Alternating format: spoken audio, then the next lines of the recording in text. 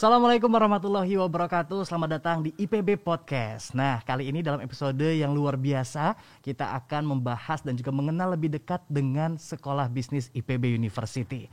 Nah, di tengah-tengah saya sudah hadir, ini Dekan dari Sekolah Bisnis IPB University, Profesor Azam. Ya, apa kabar Prof? Sehat Prof? Alhamdulillah. Alhamdulillah. Mudah-mudahan sehat semua. Amin. Selain ada Prof Azam yang akan berbagi cerita juga hari ini sudah hadir mahasiswa dari Sekolah Bisnis IPB, ada Muhammad Azman ya. Ini namanya takut ketuker nih ya. Mirip ya. Sehat ya, Azman sehat ya? Alhamdulillah sehat. Alhamdulillah. Azman lagi sibuk apa nih? Lagi mempersiapkan tingkat akhir lah. Tingkat akhir ya. Gitu. Persiapan nanti sebentar lagi wisuda gitu ya. Iya betul. Amin. Oke, Amin, ya baik. Allah, Nah, amin. hari ini sangat spesial sekali Prof karena memang banyak sekali permintaan dari calon mahasiswa baru IPB gitu ya. Ya. Tertarik pengen tahu lebih banyak tentang Sekolah Bisnis IPB. Oke. Siap. Oke. Apa yang bisa dijelaskan? Nah, yang pertama nih Prof, yang paling banyak sekali ditanyakan oleh teman-teman calon mahasiswa IPB adalah kenapa sih kok Sekolah Bisnis IPB itu namanya sekolah? Kalau kita lihat kan yang di tempat lain itu fakultas gitu ya. Oke, Fakultas siap. Pertanian, Fakultas Kedokteran Hewan. Ini kenapa? Kalau Oke. bisnis kok sekolah? Nah, ini alasannya yang serius apa nggak serius nih? Yang serius. Oke, alasan seriusnya gini. Secara aturan yang namanya fakultas itu membawahi banyak bidang ilmu. Tidak hanya satu ya. Nah, Fakultas Pertanian ada banyak jurusan, kira-kira gitu. Yang namanya sekolah itu hanya satu bidang ilmu saja. Kita bidang ilmunya apa ya? Bisnis. Gitu. Itu alasan filosofis sesuai dengan undang-undang. Tapi alasan bukan filosofinya ya kenapa sekolah? Karena keren aja. Karena keren aja. Iya, di mana-mana yang namanya sekolah bisnis itu keren. Jadi kita keren gitu, Mas. Oke. Sepakat nih. Ini tapi masih belum yakin, ini masih kurang serk jawabannya. Gitu. Oke, jadi memang dari IPB sendiri menetapkan kalau bisnis sekolah bisnis karena Iya, tadi bidang betul. keilmuannya. Karena ya, bidang Prof, ya? keilmuannya hanya satu. Di situ yang dibahas hanya spesial bidang keilmuan bisnis. Kita tidak membuka atau tidak menawarkan bidang keilmuan lain selain ilmu bisnis. Selain ilmu bisnis. Yes, Tapi ini sangat exactly. menarik juga nih. Azman juga mungkin sudah tahu gitu bahwa memang Sekolah Bisnis IPB University ini lahir sarjananya adalah justru yang hadir dari program magister dulu ya, Prof betul, ya. Betul, ya. Ini gimana sih Prof perjalanan panjang Ya, dari jadi program ini- sarjana ini, Prof? Ini sejarahnya memang SB itu unik, makanya keren tadi. Namanya juga kita IPK-nya kan K ya, K itu keren lah. K keren. Kenapa? Jadi dulu gini, sejarahnya sekolah bisnis itu dulu pertama namanya Magister Manajemen Agribisnis. Ya. Itu dibuka tahun 1991 untuk menghadapi tantangan dalam bidang bisnis. Nah waktu itu lagi rame, di mana-mana ada MBA, nah, ruko-ruko pun buka MBA. Akhirnya oleh pemerintah ditata, ini pemerintah pusat menata, ada 4 perguruan tinggi, salah satunya IPB diminta untuk membenahi bidang bisnis ini. Dibuatlah Magister Manajemen. Nah untuk IPB namanya Magister Manajemen Agribisnis. Itu tahun 91. Karena kinerjanya bagus, tahun 2005 kita ditugaskan membentuk Doktor Manajemen Bisnis. Oh, S3-nya S3 juga. dulu, betul S3 dulu. Nah, spesialnya lagi mungkin satu-satunya program studi di Indonesia yang kuliah perdananya oleh presiden, itu sekolah bisnis. Oh, Dulu oke. program Doktor Manajemen Bisnis kuliah perdana oleh Presiden Republik Indonesia pada waktu itu Pak Susilo Bambang Gitu Yudhoyono. ya. Nah, S2-nya keren, berhasil sukses, S3-nya sukses, kinerjanya luar biasa. Akhirnya tahun 2015 pemerintah mengamanahkan kita untuk membuka S1. Muncullah S1 bisnis. Finally ya. Finally. Jadi kita punya S1, S2, S3 bisnis di dalam satu rumah. Kira-kira gitu, Mas. Oke, jadi memang bisa ditarik kesimpulan bahwa memang SB ini belum cukup usia 10 tahun, tapi sudah banyak sekali lulusan-lulusan yang tentunya sangat bergerak di bidang bisnis yang bisa kita banggakan gitu ya, Prof. Ya. Exactly. Nah, kayak Azman. Nah, ini contohnya ini. Kayak Azman ini saya tahu dapat profil Azman bahwa ternyata di bangku kuliah pun sudah dirancang untuk memiliki suatu bisnis. Iya, betul. Azman bisnisnya apa sih? Sebenarnya bisnisnya masih bisnis rintisan, Kal. Nah, suka gitu. Rintisan tapi keren. Rintisan tapi keren. Gimana? Azman ngejalanin bisnis konveksi karena kan relate juga dengan mahasiswa pasarnya, jadi sekalian kayak gitu. Oh, berarti target audiens kamu adalah mahasiswa. Teman-teman mahasiswa juga. kayak Oke, gitu. nama bisnisnya konveksi apa? Nama bisnisnya konveksi daerah. Oke ya. Aksidental. Udah ya, cukup situ aja. Iya udah. Enggak promosi. Nggak promosi. Oke, tapi ini menarik Prof. Maksudnya di dalam bangku perkuliahan di sekolah bisnis gitu ya, ini mahasiswanya dituntut untuk bisa merancang, menggerakkan, mengorganize gitu ya, untuk memiliki bisnisnya sendiri. Oh, iya. Saya jadi penasaran ini, apa sih Prof yang diajarkan sama para mahasiswa ini ya dalam perkuliahan ketika mereka mengambil sekolah bisnis? Iya, ini juga keistimewaan lagi di sekolah bisnis. Kita memang menyiapkan mahasiswa apa yang kita sebut sebagai entrepreneurship journey. Jadi sejak masuk itu sudah dipersiapkan orang harus menjadi pebisnis. Harus. Exactly gitu ya. Oke. Bahwa nanti hasilnya kemudian ada yang tidak menjadi bisnis itu lain cerita. Pokoknya dari Itu pertama- takdir kayaknya, Prof. Takdir, itu kan lain cerita ya. Tapi dari pertama harus jadi pebisnis. Nah, kita bagi menjadi step-step ya. Tahun pertama itu kita nyebutnya sebagai business foundation. Di situ ditanamkan bahwa orang harus meyakini bahwa bisnis itu business foundation and intention ya. Itu diyakinkan bahwa bisnis itu adalah jalan hidup.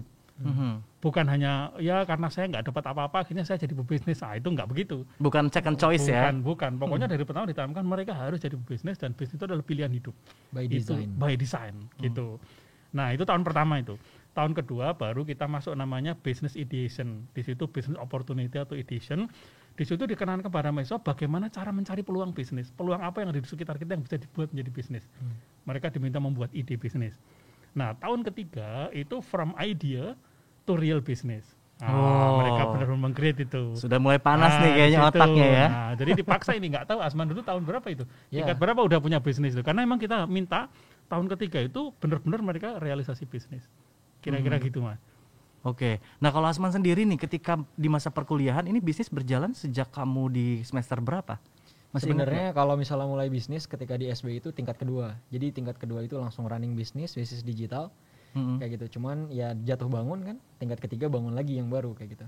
Jadi normal lah mungkin karena pelajarannya juga belum terlalu banyak ketika tingkat 2 yang dikasih gitu kan. Oke ya. Seiring berjalannya waktu barulah. Ini kita agak flashback sedikit nih. Kenapa sih dulu Azman memutuskan untuk masuk sekolah bisnis? Padahal kan di IPB sendiri itu banyak sekali fakultas yang keren kalau kata Prof tadi. Iya. Kenapa milihnya SB? Aku dari SMA udah pengen masuk ke bisnis gitu. Cuman berpikir mana kampus yang bisa masuk jurusan bisnis sosial karena nggak mau IPA gitu kan. Nggak sanggup kayaknya kan. Tapi yang jalur masuknya adalah IPA karena SMA aku IPA kayak gitu kan. Pada akhirnya setelah walaupun SMA aku tuh masih baru masih 5 tahun dan hanya 40 orang satu angkatannya. Belum ada yang bisa ke IPB pada saat itu. Saat itu. Belum ada. Oh my god. Sama sekali belum ada. Kamu nomor 1 kali jangan-jangan. Alhamdulillah ya. Alhamdulillah ya. Pendobrak ya. Gitu akhirnya di tingkat akhir keterima di 2 kampus gitu. Di sekolah bisnis IPB lewat jalur undangan kayak gitu kan, sama di sekolah kedinasan Oke. kayak gitu. Cuman karena memang basic awalnya suka berhubungan sama orang-orang kayak gitu kan dan nggak suka untuk dikasih kamu ngerjain ini, kamu ngerjain itu kayak gitu. Kayaknya di bisnis lah ini yang cocok. Oke, hatinya passionnya dari awal memang sudah ngambil ke bisnis ini Prof nih ya. Oke, tapi dulu ketika di bangku kuliah gitu ya, kalau kita melihat kan harusnya nih Prof ya idealnya kan kalau kamu kuliahnya di IPB ya harusnya mungkin secara idealis gitu ya bisnisnya harus berhubungan dengan pertanian dong. Ini orang luar nih ceritanya. Gitu ya. Itu kenapa kepikiran kok lebih suka ngambil bisnis konveksi? Gitu? Karena pada dasarnya di sekolah bisnis juga diajarinnya bisnis pure, bisnis murni. Oke. Jadi nggak melulu soal Nggak melulu pertanian, soal gitu pertanian. ya. Jadi kita lebih wise. Mungkin Pak Azam juga mencanangkannya seperti itu. Jadi teman-teman juga diajarin di sekolah bisnis nggak hanya tentang pertanian doang. Pertanian kita dapat di semester 1 tentang pengantar ilmu pertanian. Setelah itu ketika di sekolah bisnis murni ilmu bisnis dari awal sampai selesai. Kayak gitu dari mulai masalah keuangan sampai dengan masalah organisasi bahkan bisnis dan negara juga dibahas. Oke, berarti benar-benar pure bisnis ya. Mungkin ini ada kaitannya juga dengan socio entrepreneur juga ya, Prof ya. Betul, ya betul. IPB itu kan mencanangkan core-nya kita itu katanya Techno Socio Entrepreneur University. Nah, kalau kaitannya dengan Techno, IPB itu udahlah the best lah tadi yang kita bilang ya, pertanian, kelautan, biosains, kehutanan, the best. Kampus lah. terbaik. Ya udah pastilah gitu ya kita nomor 1. Terus yang sosio tadi itu udah kuat juga, ada Fakultas Ekonomi dan Manajemen, ada Fakultas Ekologi Manusia, semua dibahas di situ. Nah, entrepreneurnya itu di mana gitu. Nah, entrepreneur. Kira-kira gitu Sekolah lah. bisnis. Sekolah bisnis. The only one. The only one. Barang, Exactly. exactly. Barang siapa mau bisnis ya sekolah bisnis. Kira-kira Oke. gitulah. Aduh, sayang nih sekolah bisnis belum ada nih zaman saya nih ya. Itu nasib sial kayaknya. Nasib itu kayaknya.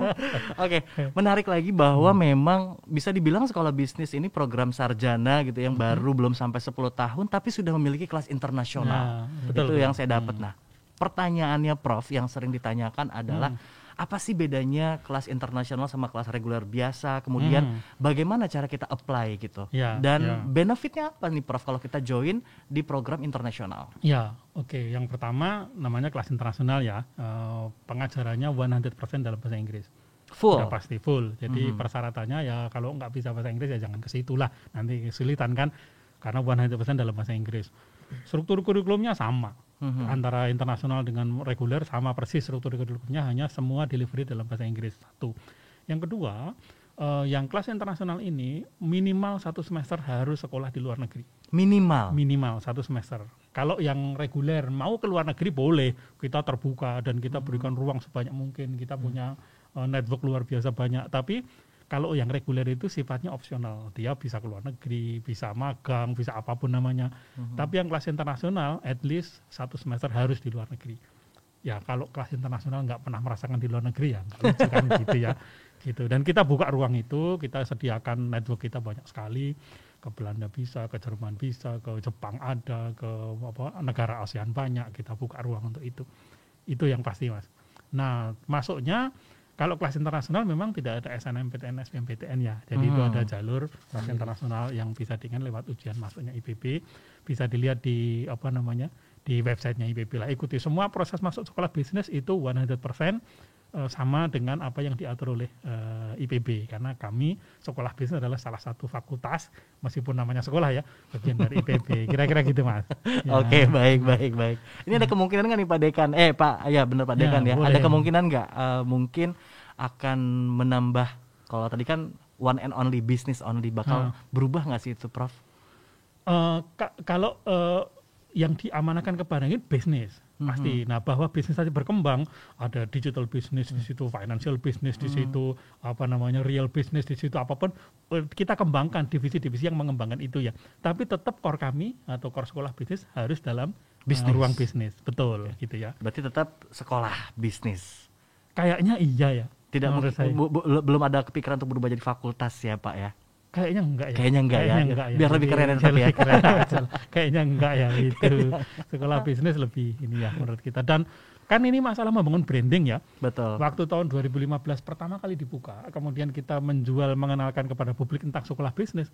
Orang nggak ada yang tahu IPB ada sekolah bisnis gitu. Iya, Nah, betul. Semua orang bertanya-tanya, yang bener ini aneh ini gitu ya. Setelah 5 tahun, ini kan tahun ke-5 ini ya kita membuka, udah 5 tahun buka dan alhamdulillah sudah ada lulusan, tahun ke-6 ya sekarang. Iya. Dan orang sudah mulai mengenal sekolah bisnis. Jadi branding sekolah bisnis itu sudah Dahsyat terbentuk sekali gitu ya. Betul. Dan kalau kemudian mau diganti namanya macam-macam, kok kita wasting time untuk yang sudah kita bangun ya. Kira-kira gitu Mas Eka. Saya nyesel ya, bener ya. Oh, Kuliahnya gitu. kecepatan ini. Kuliah lagi aja. Oke, baik Azman. Kalau boleh cerita apa sih kendala mungkin ya yang waktu kamu hadapi ketika kuliah gitu ya, sambil kuliah, dan kita informasikan juga bahwa Azman ini adalah salah satu mahasiswa berprestasi IPB tingkat nasional kala itu ya. Ini luar biasa loh Pak. Betul. Yang pertama dari sekolah bisnis ya Pak ya. Iya. Meskipun kita masih baru tapi ada yang kita banggakan. Ada ini, ya. Nah, yang menjadi pertanyaan adalah gimana sih Azman membagi waktu gitu ya ketika harus kuliah. Saya tahu kayaknya kalau mendengar kurikulum dari Prof gitu ya, itu aduh padat banget gitu kan. Harus juga kita mendesain suatu bisnis, merealisasikannya, ditambah lagi kamu harus bisa study gitu kan. Gimana cara kamu bagi waktu? Tadi mungkin kayak yang dibilang Pak Azam kan bahasanya entrepreneurship journey gitu kan. Jadi kuliah itu ya sebagai supporting system dari ngebangun bisnisnya kayak gitu. Kalau ada orang bilang jangan sampai kuliah mengganggu bisnis, itu benar juga kadang. Makanya kadang bolos kuliah juga gitu kan. Kadang atau sering? Sering lah juga. Dia ngaku Akhirnya. Tapi bagi waktunya ya mungkin kalau misalnya teman-teman di luaran sana masih banyak yang memilih untuk bermain, kalau Azman pribadi lebih memilih untuk ya menghabiskan jatah gagal sebanyak mungkin, secepat mungkin. Kayak gitu, karena kan kalau misalnya sudah selesai dengan masa itu ya kita bisa lebih survive lagi gitu. Finally adalah balik lagi kepada pilihan hidup gitu ya. Betul. Tergantung nanti kamu mau jadi mahasiswa seperti apa. Exactly. Gitu ya. Tapi itu namanya intention itu. Business intention tadi, Intention tadi itu ya. Ini udah memahami business intention, jadi akan jadi pebisnis, jadi dinikmati. Amin. Kalau ke depan ini ada planning apa nih? Ya planningnya insya Allah mau lanjut sekolah lagi karena di Jerman kayak gitu. Kebetulan kan mau ngikut Pak Azam. Oke, baik. Ini karena namanya mirip mau ngikut. Ya, insya Allah mau kuliah langsung di Jerman S2-nya kalau tidak ada Bisnis juga. Jadi memang mau ngambil yang relate dan sejalan kayak gitu. Sekaligus ya jalan-jalan di sana. Ini yang saya suka yang gini. Ini yang saya suka. Journey, Pak. Journey. Ada journey-nya kan. Jadi sekolah jangan ganggu jalan-jalan lagi. Dibalik ya. Oke, ini menarik banget gitu ya obrolan kita bersama Dekan Sekolah Bisnis dan juga Azman gitu ya. Tapi kayaknya kurang afdol nih kalau dari Pak Dekan dan juga Azman nggak kasih promosi untuk teman-teman semua calon mahasiswa IPB ya. Boleh dong sekitar 30 detik sampai 1 menit Azman promosi soal Sekolah Bisnis IPB. Oke. Pertama kali kenal sekolah bisnis rasanya ngelihat mata kuliahnya itu udah wow duluan, dan ternyata ketika dijalanin itu benar-benar menjadi satu hal yang luar biasa. Apalagi buat teman-teman yang pengen masuk di sekolah bisnis kayak gitu. Tidak ada kerugian sedikit pun ketika masuk ke kelas di sekolah bisnis, karena create new entrepreneur dan new venture itu benar-benar dijalanin, dan kita siap berdiri buat membangun ekonomi bangsa, kira-kira kayak gitu. Luar biasa. Mantap, suka saya ngeliat kayak gini nih. Merah putih berkibar terus kalau gini. Tidak ada keraguan sedikit pun gitu ya. Dari Prof gimana nih Prof, promosinya Prof? Ya baik, makasih Mas Haikal. Jadi kalau menurut saya 9 dari 10 pintu rezeki itu ada di bisnis. Jadi barang siapa pengen makmur rezekinya, silahkan masuk sekolah bisnis. We waiting you all gitu ya. Tapi setelah nanti makmur, jangan lupa tugas sosial kita banyak sekali. Nah, kita ngajarin juga di kita socio entrepreneur kita ajarkan. Jangan lupa 2,5% juga ya Prof. Nggak cuma 2,5, itu minimal banget itu. Minimal. 2,5 plus gitu. Karena kewajiban kita banyak Mas gitu ya. Oke. Gitu, saya kira gitu aja Mas. Singkat, jadi we welcome semua yang pengen ini masuk. Ini kayaknya mewakili semua nih dari apa yang kita obrolkan, bahwa memang 9 dari 10 pintu rezeki ada di bisnis. Jadi masuk sekolah bisnis. Kira-kira masuk IPB gitu ya. IPB. Oke, baik, sekali lagi terima kasih banyak untuk Pak Dekan. Terima kasih Azam, sekali. Terima ya. kasih Mas Haikal. Azman juga terima kasih banyak ya. Terima Sukses kasih, Mas terus Haikal. untuk kuliahnya, untuk bisnisnya, pokoknya you're the best gitu ya. Amin, insyaallah. Baik, terima kasih banyak nih buat seluruh calon mahasiswa IPB, buat sobat IPB yang sudah menyaksikan tayangan kali ini ya. Jangan lupa nih untuk saksikan terus IPB Podcast tentunya dengan informasi-informasi menarik lainnya ya. Terima kasih banyak. Saya Haikal Saputra pamit. Assalamualaikum warahmatullahi wabarakatuh dan sampai jumpa. Waalaikumsalam warahmatullahi wabarakatuh.